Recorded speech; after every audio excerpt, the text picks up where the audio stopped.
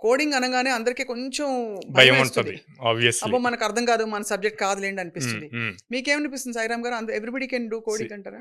నేను కూడా ఫస్ట్ భయపడ్డాను మేడం. నేను బీటెక్ చేసేటప్పుడు కూడా నేను కూడా కోడింగ్కి భయపడ్డాను. Hmm. But the way we teach and నేను భయపడినప్పుడు ఎట్లా నేర్చుకున్నాను అన్న దాన్ని బేస్ చేసుకొని అండ్ టీమ్ ఆఫ్ కోడ్నాన్ హ్మ్. కలిసి క్రియేట్ చేసిన దాంట్లో కంప్లీట్ బేసిక్ నుంచి ఉంటుంది. హుహు. ఇప్పుడు మనకు తెలుగు కాబట్టి న్యాచురల్గా మాట్లాడేస్తాం. ఇంగ్లీష్ అన్నప్పుడు మళ్ళీ వర్డ్స్, సెంటెన్సెస్ ఇవన్నీ నేర్చుకుంటాం కదా. అవును. అంతేగా? అట్లాగే కోడింగ్ కూడా కంప్లీట్ బేసిక్ నుంచి స్టార్ట్ చేస్తాం కాబట్టి వాళ్ళు ఐటీయా నాన్ ఐటీయా అన్నది చూడం. ఈ కోడింగ్ కోర్సెస్ ఎలా ఉంటాయండి? మామూలుగా అది రెలెవెంట్‌గా ఉండి మళ్ళీ నెక్స్ట్ ఇయర్‌కి అది చెల్లుబాటు లేకపోవడం లాంటివి ఉంటాయా? లేకపోతే ఇవన్నీ కామన్ యూనివర్సల్ కోర్సులా?